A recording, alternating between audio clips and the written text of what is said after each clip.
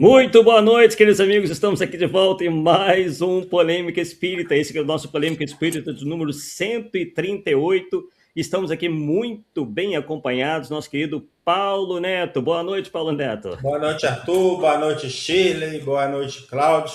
Pois é, rapaz, nós estávamos falando aqui, o negócio não estava gravando, depois que ele descobriu, ainda bem, né? Mas vamos lá, né?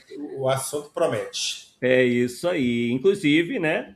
Estamos trazendo aí um estudo que nós faremos juntos, né? Uma vez que é baseado num e-book que o Paulo escreveu, né? Obviamente, e que trata justamente dessa questão polêmica que, de certa forma, divide opiniões dentro do movimento espírita, que é o questionamento, que é a pergunta: Jesus é um espírito puro?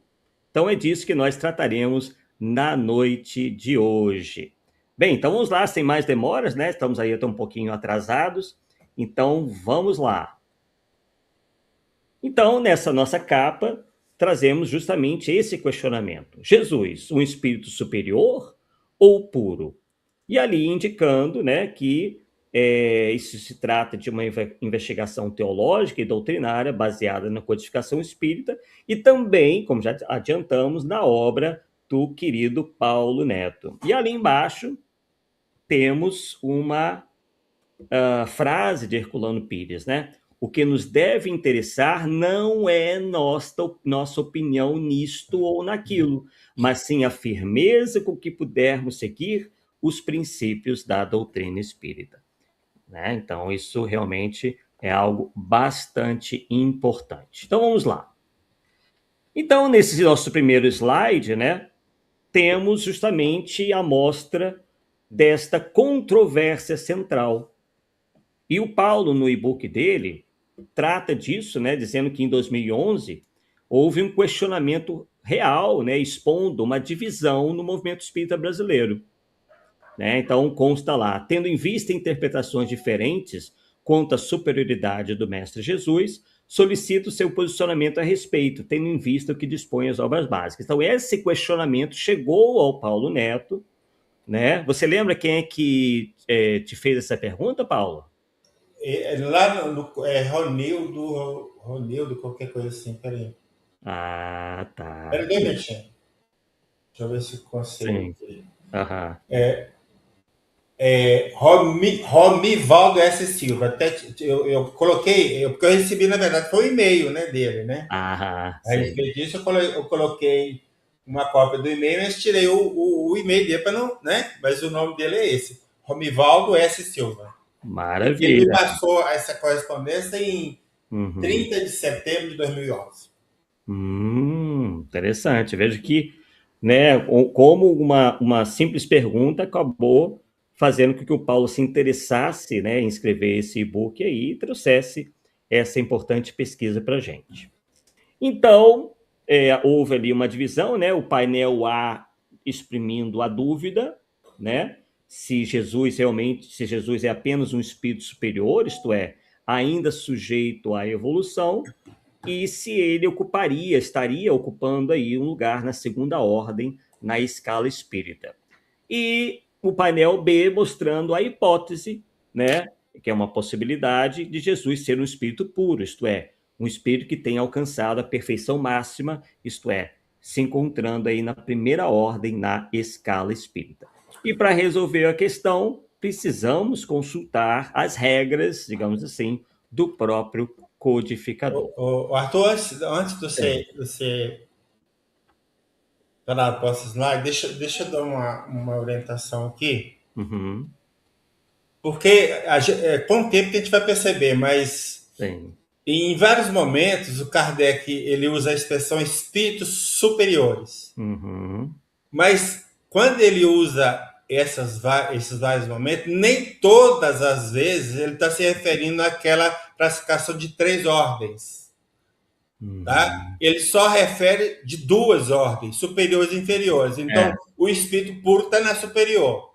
sim. Tá? Já começa daí. E isso não é fácil perceber mesmo, tá? É. Eu concordo. Porque depois de muito tempo que começou, caiu a ficha que eu percebi essa diferença.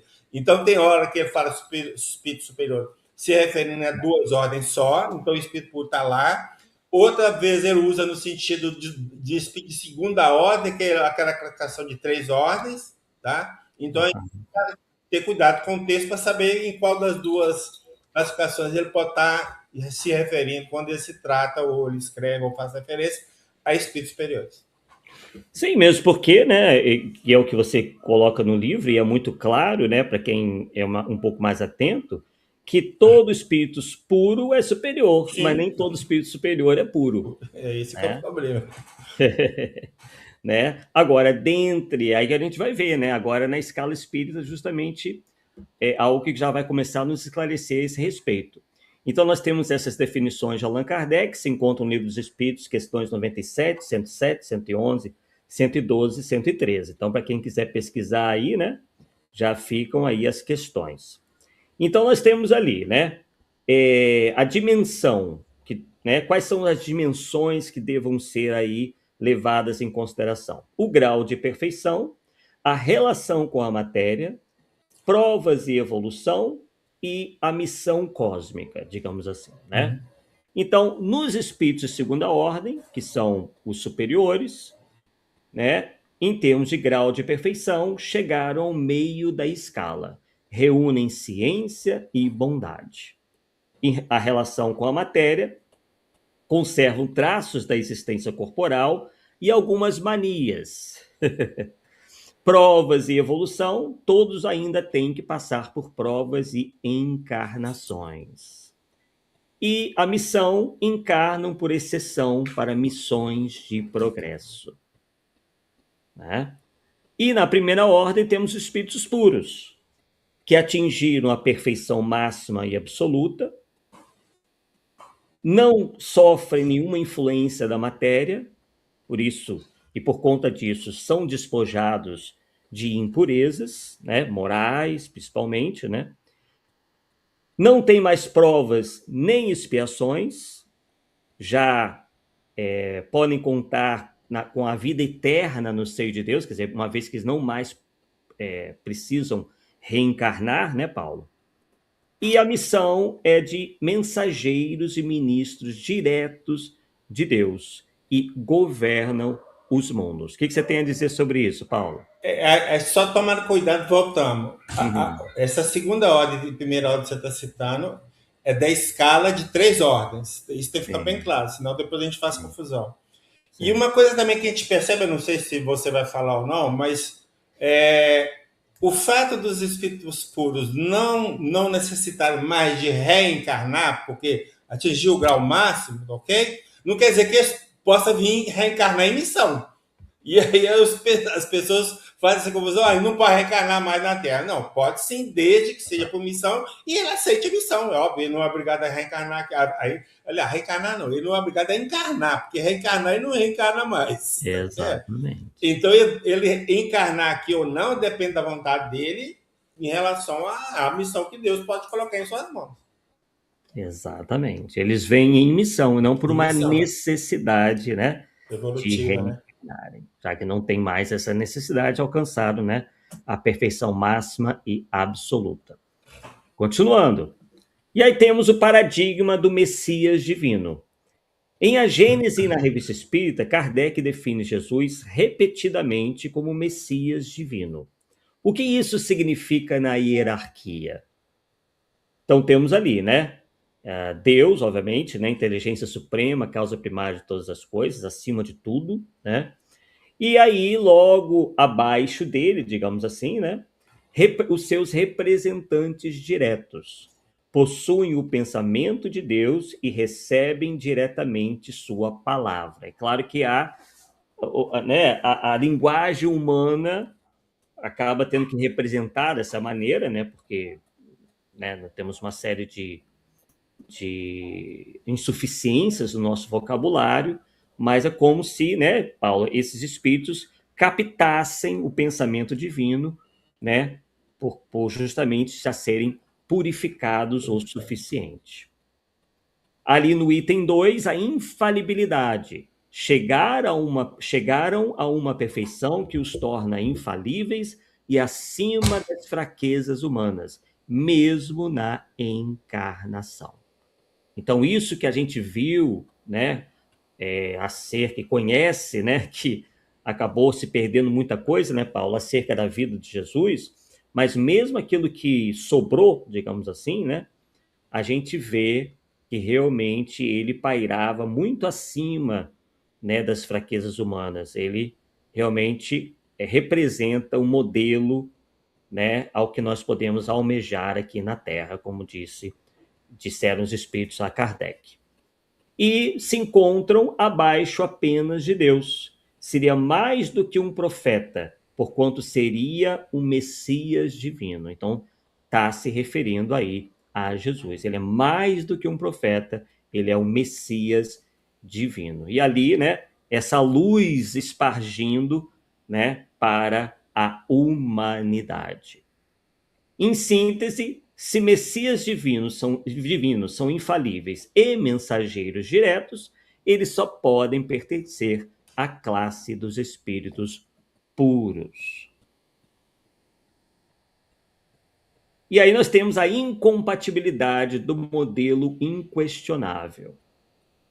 Na pergunta 625, né, na questão 625, temos justamente aquela conhecida pergunta: qual o tipo mais perfeito que Deus tem oferecido ao homem para lhe servir de guia e modelo?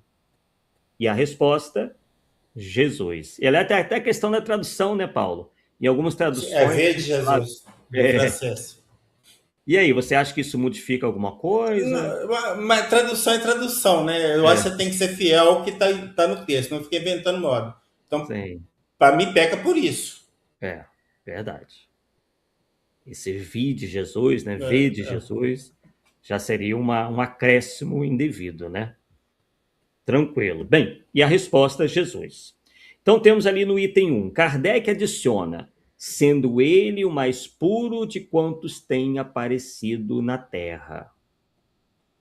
Então Kardec chega a acrescentar essa informação, que Jesus foi o mais puro de todos aqueles que já apareceram na Terra. Então, embora o Espiritismo respeite todas as religiões, todos esses grandes missionários, né, como Siddhartha Gautama, como Krishna, enfim, tantos outros, né, os filósofos, Sócrates, Platão, enfim, líderes tanto na religião quanto na filosofia, né, Jesus realmente paira acima de todos em termos dessa elevação espiritual. Para nos guiar à pureza espiritual, o guia já deve ter alcançado o cume. Claro, como é que ele vai ensinar algo que ele ainda não experimentou, que ele ainda não alcançou, né, Paulo? Seria sim, algo meio é contraditório, né? contraditório. Guiar uma pureza, sendo que ele mesmo não seria puro, né? Uma questão interessante a gente pensar. E a dedução lógica que advém disso tudo. Se os espíritos superiores, isto é, os de segunda ordem, ainda possuem manias, traços corporais e necessitam de provas, como Deus ofereceria um deles como modelo absoluto e perfeito para a humanidade? Então, um questionamento aí bem interessante que nos é feito. E aí temos a presidência da codificação. Isso se encontra lá em O Livro dos Médiuns, essa ideia, né? Então, a princípio, o que nós teríamos é Jesus, que aparece a Kardec como o espírito de verdade, né? Muitos também questionam essa questão, mas vai ficar para um segundo momento, né, Paulo? Nós já falamos Já sobre até isso. falamos sobre isso. Pois é. Então, quem tiver alguma dúvida ou quiser acessar, aí é só dar uma olhada aí nos nossos programas Polêmica Espírita, que já há estudos sobre isso. E aí, espíritos que teriam auxiliado o Espírito de Verdade, / Jesus, né, nessa empreitada junto a Allan Kardec no mundo espiritual. Então, temos Santo Agostinho, São Luís, Erasto, Fenelon, Sócrates, Platão e Paulo de Tarso. E nós vemos ali, do lado direito, um trecho, né, de uma comunicação do espírito Chateaubriand, em O Livro dos Médiuns, onde ele diz: o próprio Cristo preside aos trabalhos de toda sorte que se acham em via de execução. Então, é bem claro, ó, o próprio Cristo preside, por isso está ali, ó, a presidência da codificação. Já que o pessoal não gosta de governador, né, Paulo? Ué, vamos Então pôr vai de lá. presidente mesmo, né? E tem um certo momento, aí eu não lembro se é Kardec ou se é Erasto, né? Vai falar que o Espírito de Verdade preside. Não, nós não temos dois presidentes, então. Exatamente. Exatamente. E aí o argumento lógico. Todos esses espíritos notáveis da base já são espíritos superiores, Sim, isso é sem dúvida, né? né? Então, quem teria essa autoridade para coordenar e presidir as mentes mais brilhantes da história humana, se não um espírito puro, Paulo? Não, não tem jeito, porque a hierarquia lá é na base da evolução moral e espiritual, tá certo? Então, quanto mais elevado, mais ele tem espírito subordinado. Então, para Jesus presidir presidir espíritos de quem reconhece de serem superiores, então ele tem que ser espírito puro, não tem como, entendeu? Não tem, ser de outro jeito, não tem como. Muitos até reclamam disso, né? Como são pessoas que não gostam muito das hierarquias humanas, elas acabam desprezando ou não ou descrendo que no mundo espiritual possa haver essa hierarquia. Mas essas pessoas têm que trabalhar isso nas suas cabeças, né? Porque há de ter uma hierarquia, né? Até mesmo em função, só que não é uma hierarquia às vezes como é imposta Sim. aqui na Terra, que aqui Uhum. nós somos, né, um mundo ainda de provas e expiações, composto primordialmente de espíritos imperfeitos, então essa hierarquia por vezes se dá de uma maneira injusta, mas no mundo espiritual não tem isso, né? Há uma justiça completa, né? Onde não há uma imposição, e sim uma, né, uma naturalidade, né? Isso já está na natureza, né? Uma vez que espíritos mais adiantados vão ter uma ascendência sobre os menos adiantados. E não é uma ascendência ditatorial, mas uma ascendência no sentido de uma superioridade moral e intelectual, na qual eles têm a preocupação de fazer aqueles espíritos que estão mais atrasados que progridam, né? O interesse deles é fazer com que os espíritos mais atrasados progridam também, né? Então há muita confusão, muita gente se deixa confundir pelas ideias, pelo cenário terreno, projetando aquilo para o mundo espiritual e se esquecendo de todas essas diferenças. Então temos ali a nota de Kardec. A razão nos inibe de acreditar que o espírito por excelência puro responda ao chamado do primeiro que apareça. Então, né, Paulo, isso explica por que o Espírito da Verdade se comunicou tão poucas vezes e por um tempo tão exíguo das vezes que ele se comunica, né, através dos médiuns Allan Kardec. Não está disponível, né, como a gente acha. Sim, a qualquer um, né? É, Sem chance. exatamente. Há toda uma série de condições especiais para um espírito dessa grandeza se comunicar. E aí nós temos ali a questão o governador do mundo, como se encontra na obra fundamental da doutrina espírita, o céu e o inferno. Arthur, deixa eu só aproveitar que eu estava procurando aqui, me que você está falando aí, Uhum. porque depois eu fiz um detalhamento das referências nas obras de codificação. As expressões verdade, e espírito de verdade, tá? Uhum. E achei 85 ocorrências, e dessas 85, 20 são mensagens assinadas espírito de verdade. Olha. 20, tá? Tem algumas que estão na revista espírita que não foram para as outras obras, mas a maioria está nas outras obras também. Na revista espírita talvez tenha umas 5 lá que não consta nas outras obras, tá? Mas são 20 mensagens assinadas por ele. Interessantíssimo. Isso aí. Um dado importante aí trazido pelo Paulo Neto.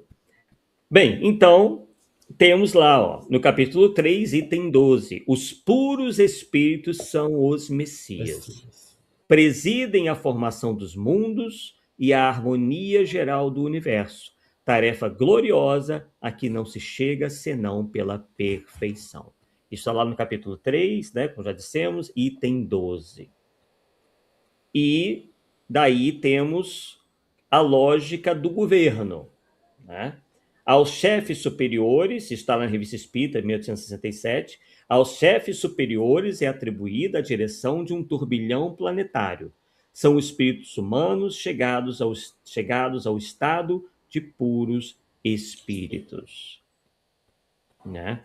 E aí tem um consenso, né, dentro das obras fundamentais de Allan Kardec, né, que confirmam, então, a codificação e as fontes mediúnicas confirmam Jesus como esse diretor, como esse governador, como esse presidente, não importa o nome, às vezes as pessoas ficam né, Paula, se apegando muito a vocábulos, não, Uhum. porque está comparando com o governador de estado, em função da pobreza da nossa linguagem. O que vale aí não é a forma, né? A palavra é a forma, é a ideia. Então, muita gente acaba não saindo do lugar porque fica apegado a tantas minudências que acabam rejeitando tudo, não estudam nada e depois, né, é, criam essas confusões todas, sendo que está muito clara a ideia, né? Então está dizendo ali, a codificação e as fontes mediúnicas confirmam Jesus como governador da Terra.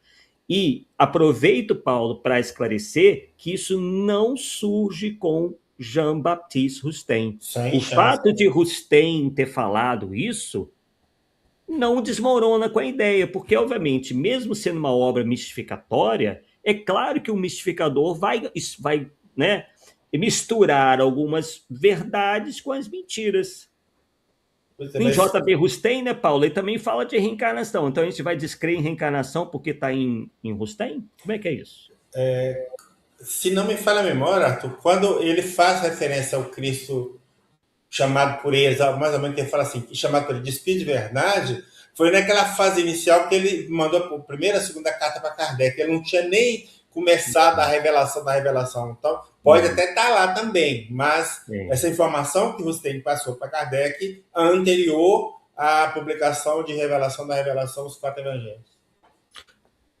isso aí, isso aí. Então, a conclusão que se chega aí, acerca desse ponto, é que a formação e direção de um planeta são atribuições exclusivas dos espíritos de primeira ordem. Se Jesus é o construtor da Terra, sua pureza precede a própria formação do planeta. Quer dizer, um espírito que chegou lá muito antes de nós. Agora, por quê? Porque possivelmente, né, ele é mais velho, digamos assim, mais antigo. Esse princípio inteligente que hoje nós conhecemos, né, que se desenvolveu, né, e chegou ao topo da escala, ao qual nós chamamos de Jesus, né, ele certamente é um espírito mais antigo. Isso pode ser uma das razões, né, uma vez que não são todos os espíritos, não foram todos os espíritos criados no mesmo momento, né? Deus não para de criar. Então a gente tem que perceber que toda essa questão do desenvolvimento do princípio inteligente tem que ser levado em conta até mesmo em questões como essa. Vamos lá, o perispírito e a matéria. Isso já se encontra em A Gênese. O Paulo também foi buscar em A Gênese, né, a última obra de Allan Kardec, editada em 1868, Oito. né? Um ano antes de Kardec desencarnar. Então temos ali, ó, vontade divina direta, quer dizer, esses espíritos são capazes de entender, né, a vontade de Deus e colocá-la em ação, né? O perispírito do Cristo, né, os chamados fluidos quintessenciados e a matéria barra ação magnética. Então vamos ver como é que isso aí a gente pode entender. Então, Temos ali o item 1, domínio absoluto. Com o espírito puro, dominava a matéria de maneira absoluta, não possuía as fraquezas da vida corporal. Né? O médium de Deus, Jesus não precisava de assistência de outros desencarnados, operava curas por seu próprio poder pessoal. Ele era médium de Deus, né? Assim, é médium no sentido de intermediário, né? Mesmo porque Deus não incorpora em ninguém, né, Paulo? Ele aí é médium no sentido mesmo de intermediário. Jesus, o intermediário de Deus. E a transfiguração, né, que tem a ver com essa questão da matéria e da ação magnética. Posto de lado o seu envoltório carnal, ele nos exibia a condição dos espíritos puros. Então, quando ele, né, na questão da própria ressurreição também, né, Paulo? Sim. Ele se apresenta luminoso, né? Se apresenta realmente nessa condição de espírito puro, ostentando aí um perispírito, né, com certas características bem próprias Foi, aos espíritos avançados. foi dessa forma que Paulo de Tarso ouviu a caminho de Damasco, né? O Hum, negócio foi tão forte que ele ficou 3 dias cego, cara. olha, realmente, né? Muito interessante. Então a gente vê, né, Paulo, que até no Novo Testamento a gente tem essas confirmações. Sim, Né? isso que é interessante, né? Sem dúvida nenhuma. Vamos lá. Então temos a confirmação explícita de Kardec. Quando ele diz lá, né, que suas perfeições, né, acerca de Jesus, suas perfeições o punham em relação direta com Deus. E E só ali os espíritos puros que têm relação direta com Deus, então Exato. É uma tá aí questão bem muito claro. racional, né, muito É, lógica, né, isso tudo. Você vê que as informações se confirmam, se completam, né, não há nenhuma incoerência nessa questão toda, né? E temos ali uma mensagem central ali, é o Filho bem-amado de Deus, se referindo a Jesus, porque tendo chegado à perfeição, que aproxima de Deus a criatura, possui toda a confiança e toda a afeição de Deus. Era o único predestinado a desempenhar aquela missão na Terra. Palavras aí que nós encontramos, né, no livro Obras Póstumas. E também, quando aparece aos seus discípulos, é o espírito desligado da matéria, com a consciência de sua identificação com a divindade. Então, um espírito completamente liberto da influência da matéria. Né? E, em síntese, Kardec não usa meias palavras ao afirmar que Jesus havia chegado à perfeição e detinha relação direta com Deus. Ele define intrinsecamente um espírito da classe única da primeira ordem. Então, não é opinião do Paulo, é opinião que está muito claramente exposta pelo sistematizador da doutrina espírita, Allan Kardec. E por que, Paulo, que tem gente que discorda? Por que você acha que possa haver polêmica em relação a isso? na verdade, o que eu percebo é a falta de aprofundamento das questões, dos temas. A pessoa fica muito na superfície, viu uma fala aqui, uma fala ali e tal, e toma aquilo como verdade, como se fosse para toda a codificação, vamos dizer assim. Né? É. Mas todo tema não tem como você ficar em uma obra só, em 2 e 3. Se você pesquisar, é tudo. Todas as obras de Kardec, para ver as diferenças, as nuances de uma situação para outra. É tanto que eu disse para você que tem hora que Kardec usa a expressão espíritos superiores para designar até os puros também. Tá certo? E você só vai ver isso na revista espírita, meu amigo. Exatamente. Exatamente. Perfeito. E aí nós temos um consenso filosófico e mediúnico. A literatura subsidiária corrobora a análise da codificação. Então nós temos aí, né, Paulo, o critério da concordância sendo utilizado. Né? Você teve essa preocupação de ver se essas obras tidas como subsidiárias né, confirmavam essa realidade. E aí o Paulo verificou, né, que no livro A Caminho da Luz, de Emmanuel, ele descreve a comunidade dos espíritos puros, na qual Jesus é um dos membros divinos. É claro que há, né, obviamente, eu acho que não Mais preciso de nem um, né? dizer, vários outros espíritos puros, né? Jesus não é o único. É bom, parece uma coisa meio básica, mas eu já vi gente contestando essa informação como se estivesse dizendo que Jesus seria o único. Não, há inumeráveis, né? Então, responsável pela direção do sistema planetário, né? Então, já foi, inclusive, também estudado aqui, eu acho que o Paulo fez o estudo, em relação a essa justamente condição de que a esses espíritos é dado a direção de humanidades inteiras, de mundos, né? Então, eles como que cuidam, gerenciam, velam por mundos inteiros, né? Então, só a esses espíritos é dada uma missão de tal grandiosidade. Joana de Ângeles, também no livro Jesus e a Atualidade, diz o seguinte, que declara explicitamente que Jesus é um espírito puro, jamais enfermou e afirma que ele transcendia a evolução da Terra, pois já era seu construtor antes da vida existir. Então, antes mesmo da Terra existir enquanto planeta, né, antes de sua formação, Jesus já tinha alcançado a condição de espírito puro. E também encontramos em Herculano Pires e Miramês. Herculano diz que Jesus conseguiu depurar-se das imperfeições humanas, atingindo a divindade do espírito. Né? E Miramês diz, confirma Jesus como um dos espíritos puros. Então, vemos aí uma concordância sobre essa questão.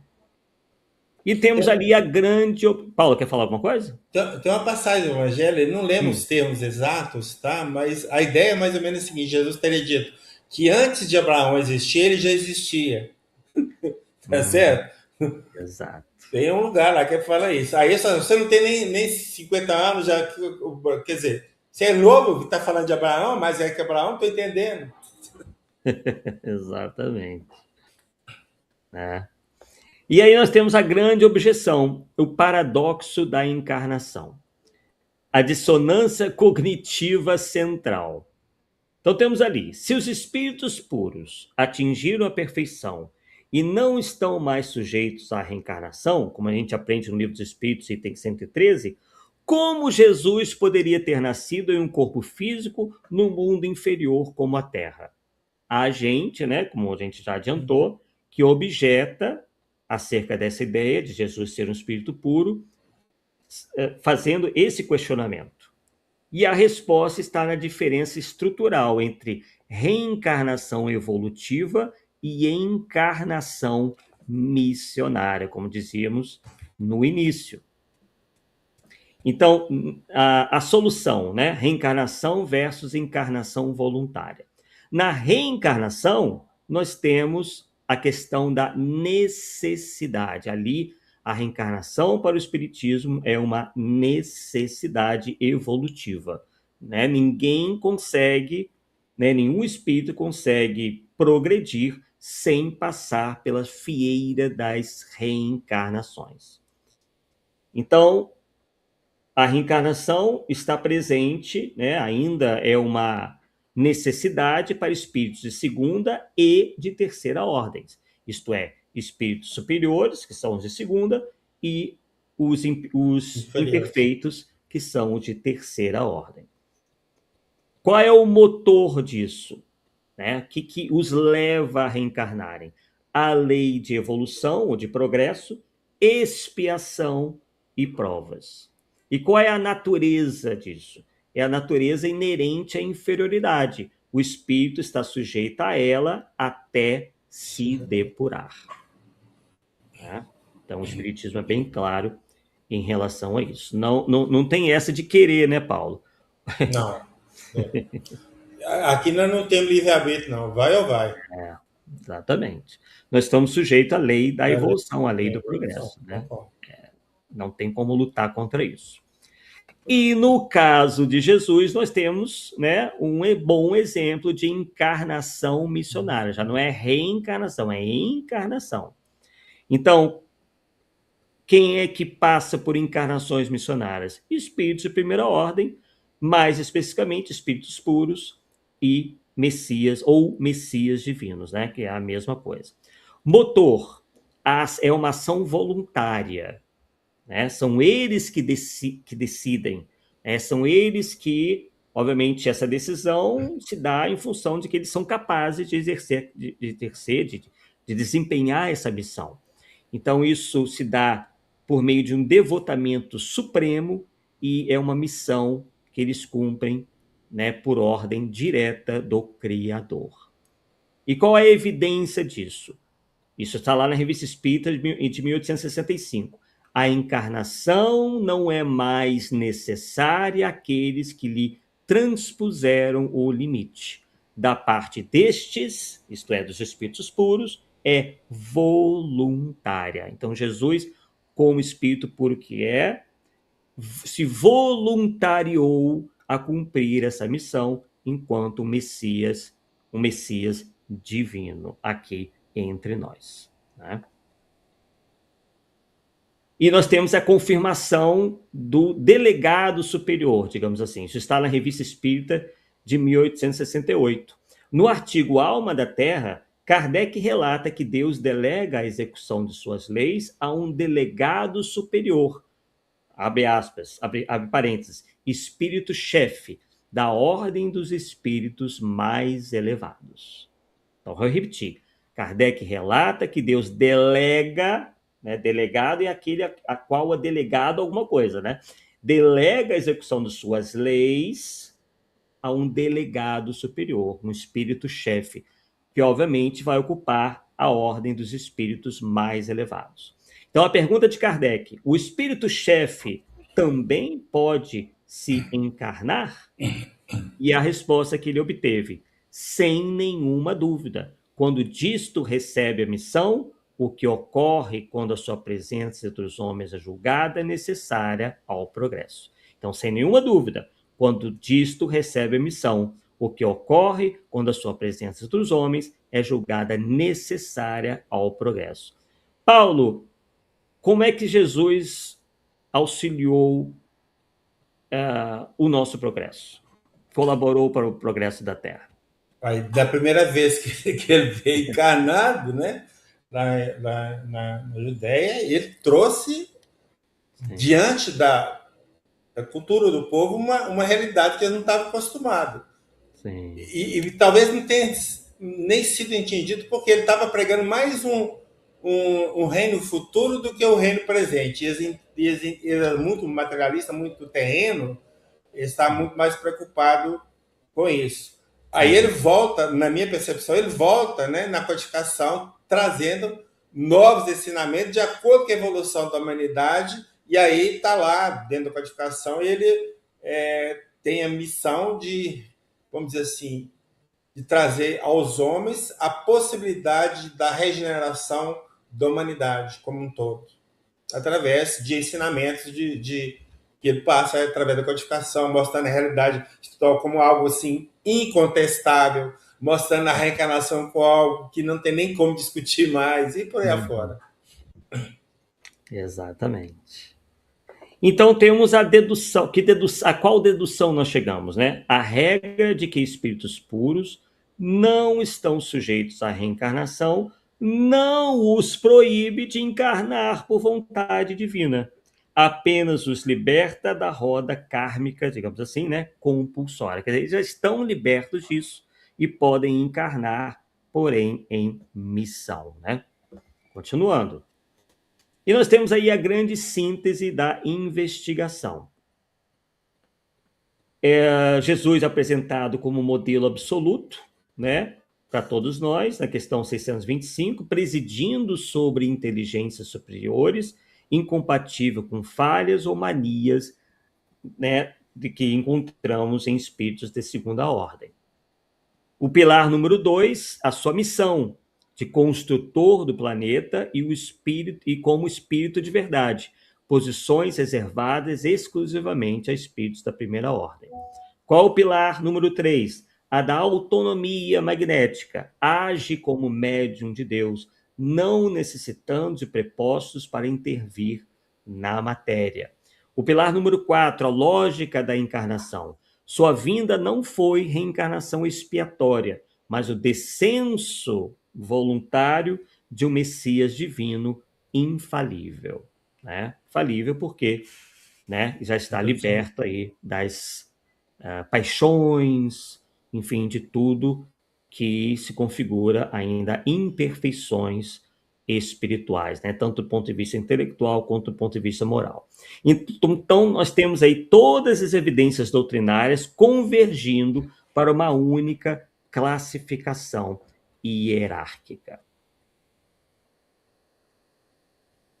E já nesse nosso último slide, que ainda temos as perguntas, tem várias perguntas aí que nós iremos procurar responder, temos ali o veredito definitivo.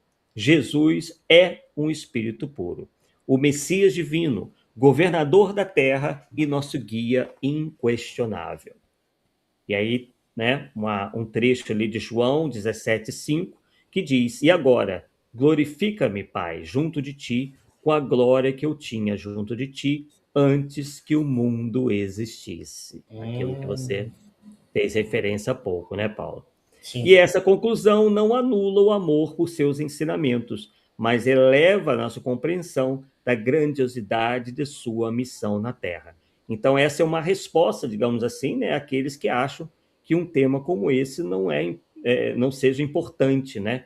Eu acredito que realmente é muito importante a gente falar sobre isso, mesmo porque, como nós vimos, é um assunto que é tratado em várias obras da codificação espírita, tratado no Livro dos Espíritos, tratado, como nós mostramos, na Revista Espírita por várias vezes, no Céu e Inferno, na Gênese. Quer dizer, isso é um assunto realmente, pelo menos na minha opinião, de grande importância. Mas é claro que, acima de tudo, está aí, nós compreendemos que são os ensinamentos de Jesus aquilo que nos interessa mais. Isso é óbvio, né? E principalmente colocarmos esses ensinamentos no mais possível em prática.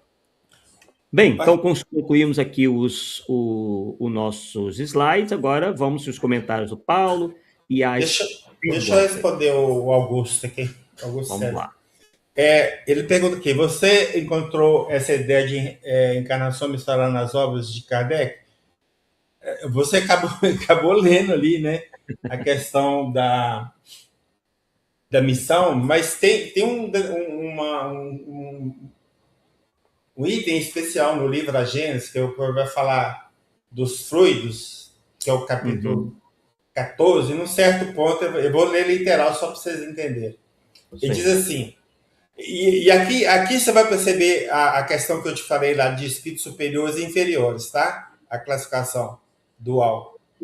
Os espíritos superiores, ao contrário, podem vir aos mundos inferiores e até encarnar neles. É assim que os espíritos de categoria mais elevada podem manifestar seus habitantes da Terra ou encarnar em missão entre eles. É o outro trecho no mesmo lugar. Então, está muito clara a questão de que pode reencarnar com missão. Encarnar. Não vou misturar as coisas, não, porque cada coisa é uma coisa. Né? Encarnar. Tá? O próprio Augusto, Paulo, já aproveitando o ensejo, faz o seguinte questionamento: e quanto à passagem em que Jesus expulsou os vendilhões do templo? Espírito puro, segundo ele, não tem mais as paixões e sentimentos humanos. Como é que você responderia esse questionamento aí? A primeira é o seguinte: o fato de ser um espírito puro não te isenta de corrigir os que estão fazendo coisas equivocadas. Só que o quadro que passam para nós de Jesus expulsando os vendilhões do templo, passa com ele um chicote na mão. Só que eu procurei os textos aqui agora da Bíblia, eu não encontrei falando que Jesus estava com chicote.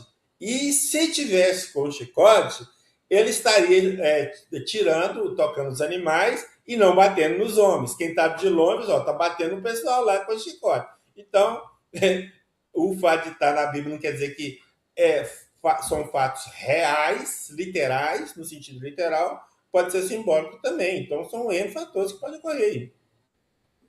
Verdade, já vi outros estudiosos dizendo a mesma coisa, né? Que, inclusive, se ele tivesse ousado fazer isso, ele provavelmente teria sido... que ele estava em minoria ali, né? Sim. Se ele realmente tivesse derrubado as bancas, né, feito aquilo tudo, a reação teria sido muito violenta contra ele, né? Tem essa questão também, pelo menos o que me foi passado, mas concordo plenamente. E aí também, né, temos aqui uma pergunta da Elaine Freitas. Boa noite, amigo Arthur e Paulo. Uma dúvida: a ressurreição teria como significado o nascimento definitivo para o plano espiritual quando atingimos todas as etapas de aprendizagem?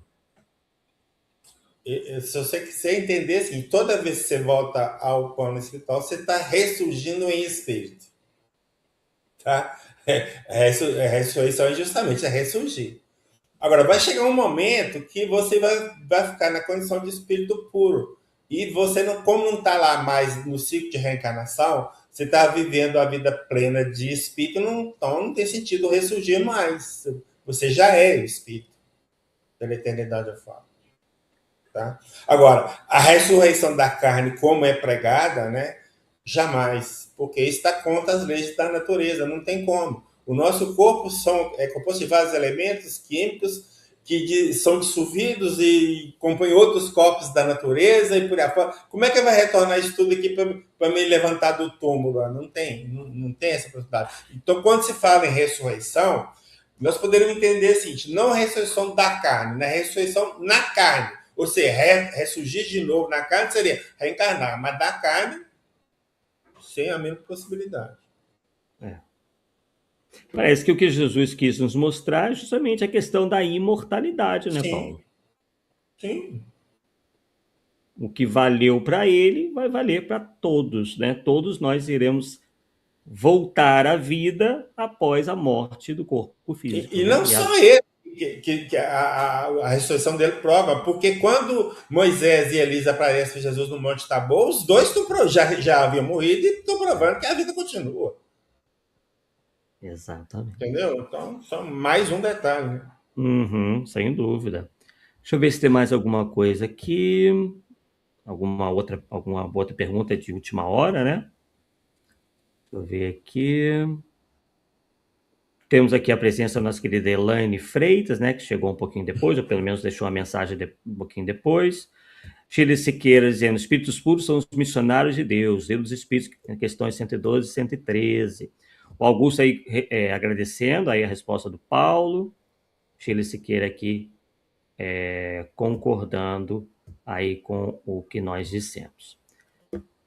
Maravilha, então, né? Podemos aí sintetizar. É claro que realmente é uma síntese, né? Porque o livro do Paulo Neto traz muitos mais detalhes, né? E está Que disponível no realmente, meu site, né, Arthur? Quem quiser ir lá, é só baixar lá, é de sim. graça, não paga nada. Está tudo aí disponível para Vamos quem lá, quiser. vamos colocar aqui para a galera. Vamos colocar já aqui para o pessoal ir lá. Ué, peraí. Não foi porque... Ah, tá. Ele tirou aqui, apareceu só o Paulo Netos. Se eu fizer paulonetos.net, cai Pronto. na Não, tela. eu que tinha copiado e apareceu copiei só o Paulo Netos e ficou o restante de fora, né? Vamos ver, eu acho que vai aparecer aí, ó. Ah, apareceu aí. Demora um pouquinho. Isso. paulosnetos.net. Tá lá, ó. E o Aí, nome do e-book é isso mesmo. Aí, é, Jesus Escrito Superior ou Puro. Está lá na categoria de e-books, né? sim, isso aí, para facilitar aí o pessoal Gozado que achar. depois que eu fiquei sabendo que você ia fazer a palestra sobre esse tema, eu fui Ah, lá para ver se eu tinha slide. Eu não tenho slide disso, cara. Eu nunca fiz palestra desse tema. Do Espírito de Verdade eu já, né? Mas desse tema especificamente eu nunca fiz, né? Pra você ver. é. Interessante. Tem uma pergunta aqui do Augusto, ó. Se o Paulo encontrou alguma informação sobre essa questão nos autores clássicos, contemporâneos de Kardec. Isso aqui, Leon para te Denis, falar a verdade, talvez? não lembro. Não lembro. Eu teria que olhar aqui. Deixa eu ver aqui. Eu vou ver. Vamos ver aqui. 2 minutinhos, Arthur. Peraí. Deixa eu Sim, ver. Denise. sim, sim. Vamos ver se eu acho alguma coisa de Denise aqui. Eu estou com o arquivo aqui aberto. Cristianismo e Espiritismo, Leon Denis. A passagem de Jesus pela terra, seus ensinos e exemplos deixaram traços indeléveis. Sua influência estenderá pelo século vindouro. Ainda hoje, ele preside os destinos do globo em que viveu, amou, sofreu, governador espiritual da terra, veio com o Olha seu aí. sacrifício encarreirá-lo para a senda do bem. É sobre a sua direção oculta e com o seu apoio que se opera essa nova revelação. Aí. Maravilha.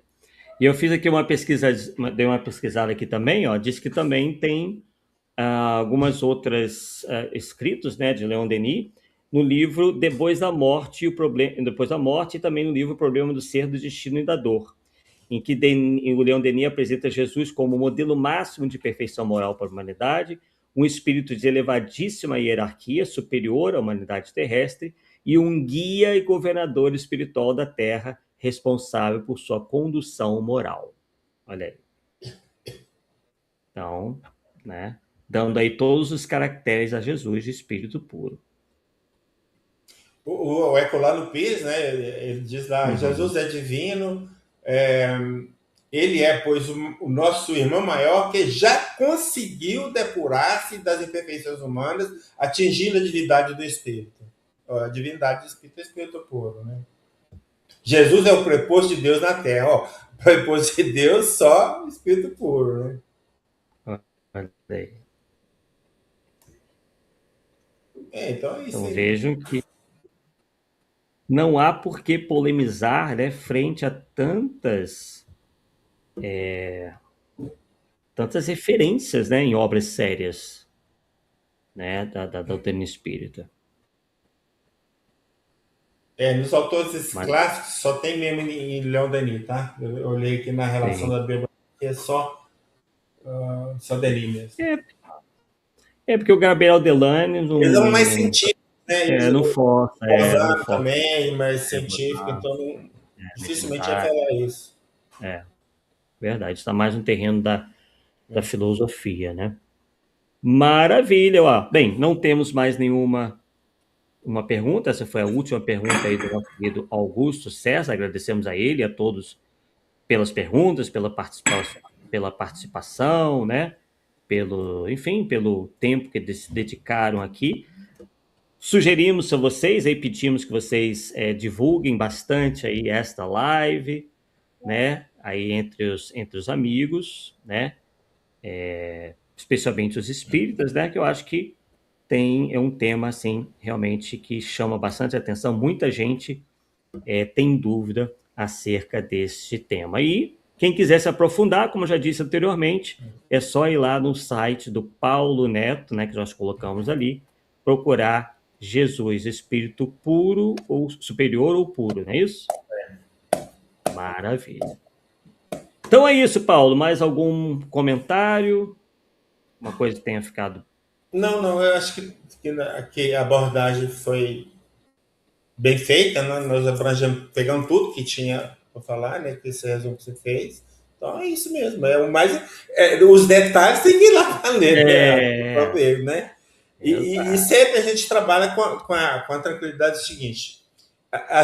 Eu nunca, eu já falei aqui, vou até repetir, eu nunca me coloco como dono da verdade. Se qualquer material que eu publique tiver algum erro de interpretação, eu peço, por favor, me avise, porque eu não quero ficar passando em verdade ou coisa mentirosa. Eu quero estar certo. dentro do argumento, dentro de uma lógica, dentro de uma base verdadeira, e não ficar chutando de achismo. Não, então fica livre para quem quiser ler e depois passa, se achar alguma coisa, tudo bem, eu receberia isso de bom grado, sério mesmo, sem problema nenhum. Sem dúvida. E a Elaine fazendo um comentário aqui engraçado. Obrigado pelas explicações. Realmente a dúvida era acerca do significado mesmo. Ressurgir da carne só nos filmes de zumbi. E olha lá. Olha lá. Exatamente. Bem, pessoal, então chegamos ao final da nossa live de hoje, ó, em 1 hora. Foi apenas, como já dissemos, um breve resumo. O aprofundamento está na obra do Paulo Neto sobre este tema, né? Lá vocês vão encontrar tudo, toda a bibliografia, tudo aí bem mastigadinho, e no vídeo realmente foi apenas um apanhado geral, assim, das questões mais importantes, para que vocês aí, obviamente, mesmo assim, têm todo o direito de discordarem, enfim, de apresentarem, como o Paulo mesmo falou, os seus argumentos em contrário, tá bom? Então, agradecemos novamente a presença de todos e estaremos em breve de volta aqui no Polêmica Espírita. Daqui a 2 quartas-feiras, nós pretendemos estar de volta com mais algum tema doutrinário importante. Então, até a próxima, pessoal. Tchau, tchau.